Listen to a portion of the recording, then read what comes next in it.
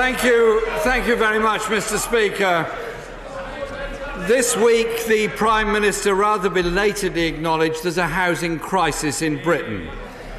He announced a £140 million fund to transform 100 housing estates around the country, which actually amounts to £1.4 million per housing estate, to bulldoze and then rebuild. And my maths is perfect. This money, Mr. Speaker, is a drop in the ocean. It isn't even going to pay for the bulldozers, is it?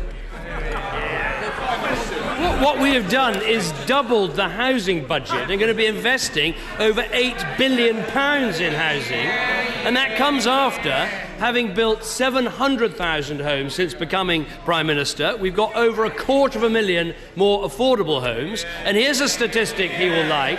In the last Parliament, we built more council houses than in 13 years of a Labour government. Well, Mr. Speaker, he hasn't clearly thought this thing through very carefully, because in every estate that he announces he wishes to bulldoze will include tenants and people that have bought their homes under right to buy. Will those people, the leaseholders, will they be guaranteed homes on those rebuilt estates that he's proposing to do? No, look, of course, I accept this isn't as carefully thought through as his reshuffle. Which I gather it's still going on. It hasn't actually finished yet. Of course, what we want to do is go to communities where there are sink estates and housing estates that have held people back, and agree with those local councils, agree with those local people, and make sure that tenants get good homes, make sure homeowners get rehoused in new houses. That's exactly what we want. Now look at what we've done on housing. We reformed the planning rules. They opposed them. We introduced Help to Buy. They opposed it. We introduced Help to Save to help people get that deposit. They opposed it. They've got absolutely nothing to say about people trapped in housing estates who want a better start in their life. Mr. Speaker, I noticed the Prime Minister did not give any guarantee to leaseholders on estates. And so there is another, probably larger group on most estates that I have a question to ask him on behalf of. A tenant by the name of Darryl, who says, will the Prime Minister guarantee that all existing tenants of the council estates earmarked for redevelopment will be rehoused in new council housing in their current communities with the same tenancy conditions as they currently have? We're not going to be able to deal with these sink estates unless we get the agreement of tenants, unless we show how we're going to support homeowners, unless we show how we're going to support communities. But isn't it interesting, Mr. Speaker? Isn't it interesting, Mr. Speaker? Who here is the small c Conservative who's saying to people, stay stuck in your sink estates, have nothing better than what Labour gave you after the war? We're saying, if you're a tenant, have the right to buy. If you want to buy a home, here's Help to Save. If you're in a sink estate, we'll help you out. And that's the fact of politics today. A party on this side of the House that wants to give people life chances, and a Labour opposition that says stay stuck in poverty. Mr. Speaker, the Prime Minister doesn't seem to understand the very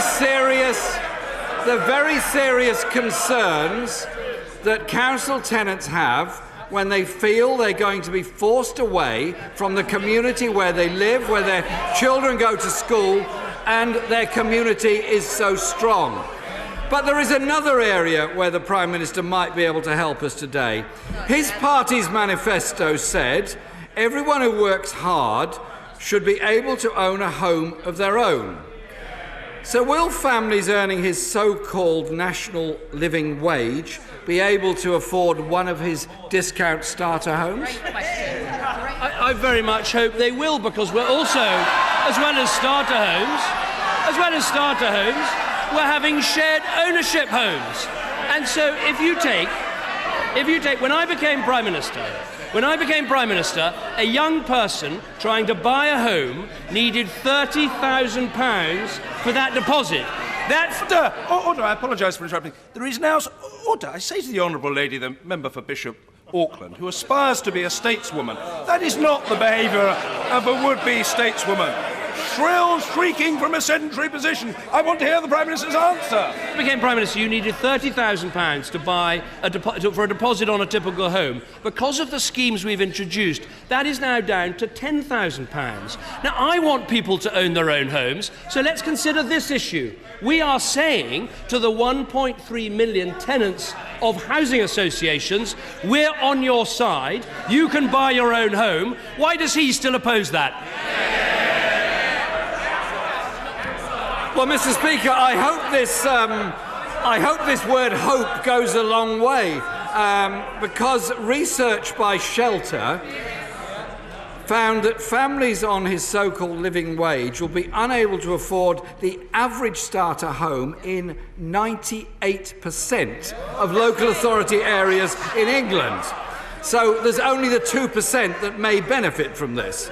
So instead of building more affordable homes, isn't the Prime Minister branding more homes as affordable, which is not a solution to the housing crisis? Will he confirm that home ownership has actually fallen since he became Prime Minister? There is a challenge of helping people to buy their own homes. That's what Help to Buy was about, which they opposed. That's what Help to Save is about, which they oppose. And that is why, isn't it interesting? He didn't answer the question about the 1.3 million housing association tenants. Now look, I want what's best for everybody. Let's put it like this, Mr. Speaker. He owns his home. I own my home. Why won't we let those 1.3 million own their homes? Why not? What are you frightened of? The Prime Minister...